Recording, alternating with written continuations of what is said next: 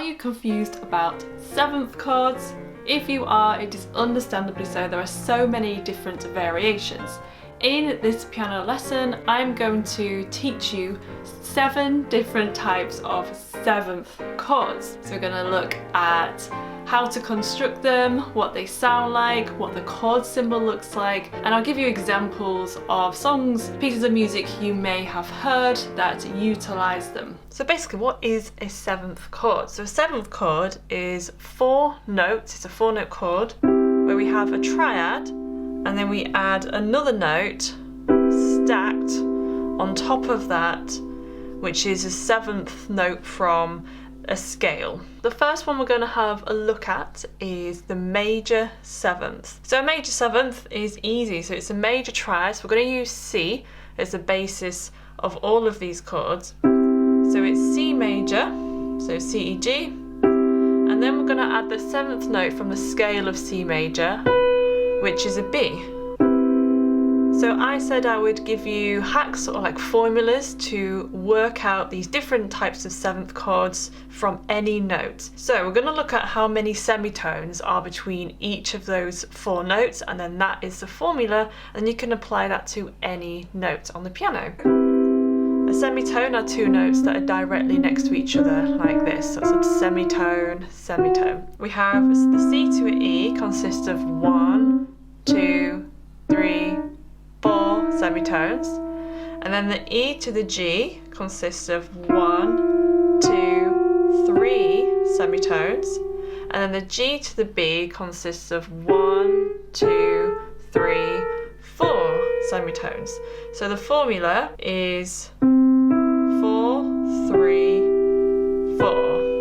So you will see a major 7 written as you can see on the screen there, so C MJ7 or C MAJ7 or a C with like a triangle. So they all mean the same thing when you see that in a chord chart or a lead sheet. So a song you may recognise that's based around the C major 7 is the opening theme from Stranger Things.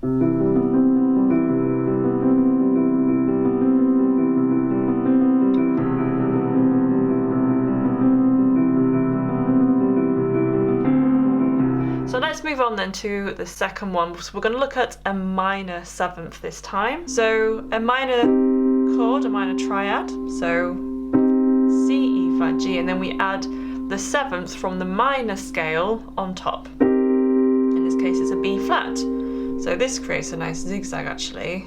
C minor 7. So let's look at the formula hack to work out a minor 7th chord from any note. So we have 1, 2, 3. So the first one is 3 semitones, and then 1, 2, 3, 4 semitones, and then 1, 2, 3. So it's 3, 4, 3. As the chord symbol, you would see either a CM7 or a C minor 7, CMIN7. Let's then look at the third chord on the list. So we're going to look at a dominant 7. Basically, a dominant 7 is a major triad with the minor 7, so the 7th from C minor scale, on top as opposed to C major scale. Let's work out the formula hack to figure out a dominant 7th from any note. So we have 1, 2, 3, 4. So we have 4 semitones. And then carrying on from the E, 1, 2, 3, 3 semitones. And then carrying on from the G, 1, 2, 3. So then the chord formula is 4, 3, 3. So the chord symbol for a dominant 7, you would just see a C7.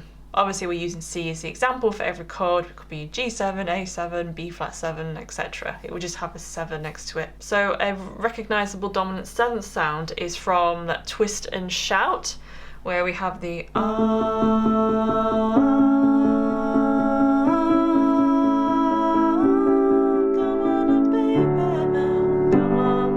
So the fourth one on the list is a diminished 7th chord. So this is probably the most dramatic one, widely used in classical music. It's such a common chord, an important chord. I've done a whole separate video about it, so go and check that out. That's linked in the description. So diminished 7th is basically the minor 7th that we did earlier, but you're going to diminish or make half a step or semitone lower the 5th and the 7th. So if we make those semitone lower, now we have this.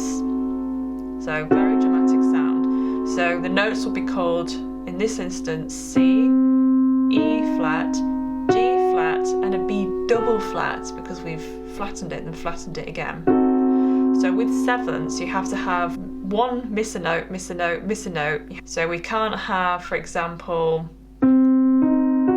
this wouldn't be called an F sharp, because we have to have C, miss a note, E, miss a note, G, miss a note. So we can't have anything that's called a D, F, or an A. The formula then to work out a diminished 7th. So from C, we need 1, 2, 3. From the E flat, we need 3. 1, 2, 3. From the G flat, we also need 3. 1, 2, 3. So it's quite easy to remember. 3, 3, 3. The chord symbol for a diminished 7 would be, for example, C dim 7, or a C with like a circle. I'll play this song and see if you recognise it. The intro.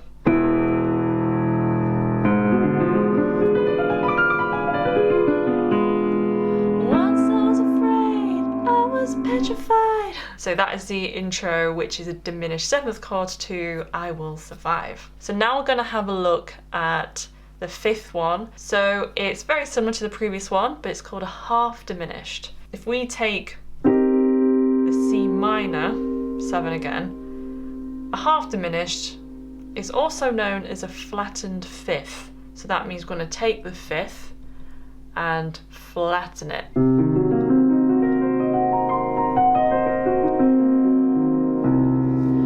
Very kind of ethereal, I think it's a very Debussy sound, Claude Debussy sounding chord. So it's a very kind of impressionistic, like dream-like sound.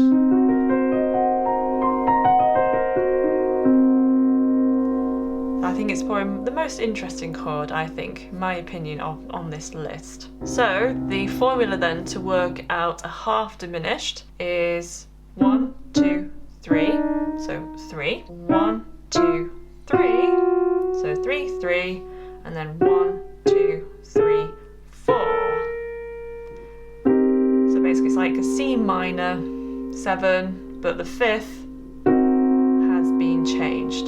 So the chord symbol for a half diminished 7 would either be a CM7 flat 5 or a C with a circle that's got a line going through it. So the 6th one then is a dominant 7 sus 4. So I've actually done as well a whole separate video on this one. So it's a dominant 7, which we had earlier, but it's a sus chord. So I've done a whole separate video on sus chords as well. So basically sus chord is where we take out the 3rd note of the scale, and the sus 4 is we play the 4th instead.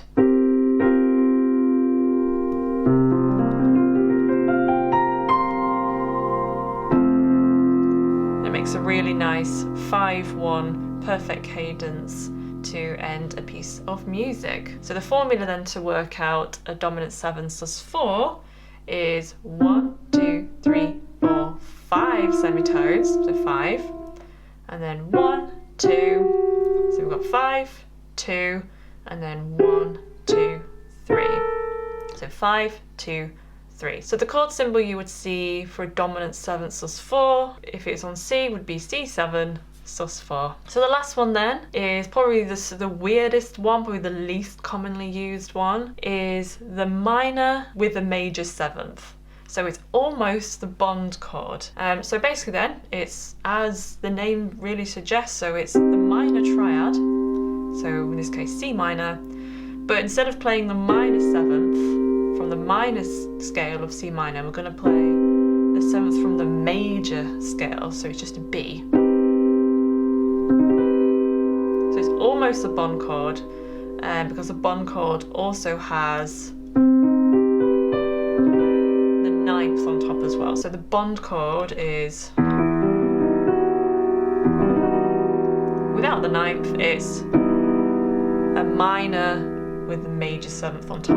So it's very, very close, just missing that extra colour in there. So the chord symbol, you would see C, M, Maj, M-A-J 7, or you would see C, M plus MJ 7. There'll be a couple of different variations. Now we have learnt about 7 different types of 7th chords. We're going to look at inversions as well and different ways you could actually just play them. It's not very common for a 7th chord to be played in root position with all of the 4 notes in one hand all of the time. So if we take, for example, C minor 7. With any chord, this can be played, these notes that are exclusive and unique to this chord can be played in different order. So we could play it in this order, it's more like closed.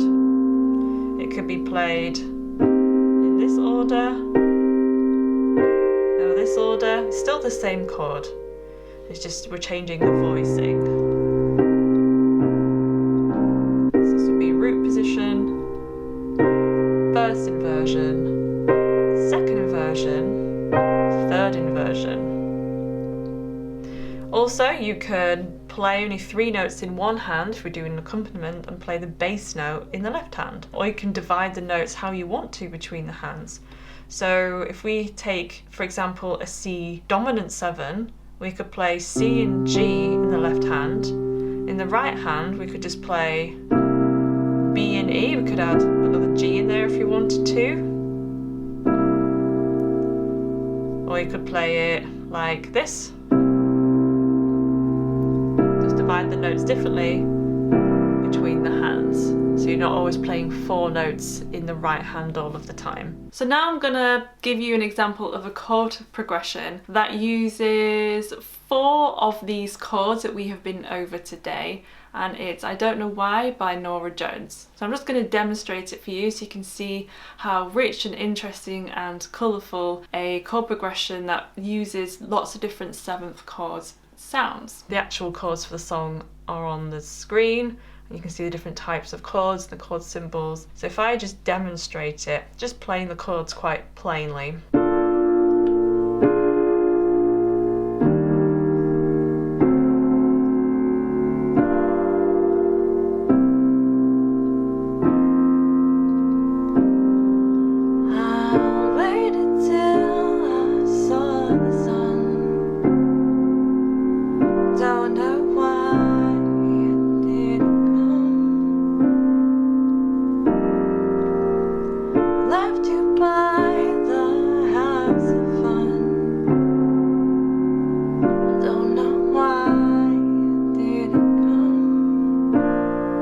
So hopefully now you are super duper clued up on 7th chords. Go check out the videos below that I mentioned throughout this lesson. So I hope you are well, and I look forward to seeing you in the next Bitesize Piano lesson. So that's the end of this video. If you would like to leave a request, leave them in the comments section below of this video. I've also left some videos here that I think you might like, so go and check those out as well. I also have a course. Visit Bitesize Piano Course BOOK and you can enroll and start learning how to read music. I'll see you in the next video.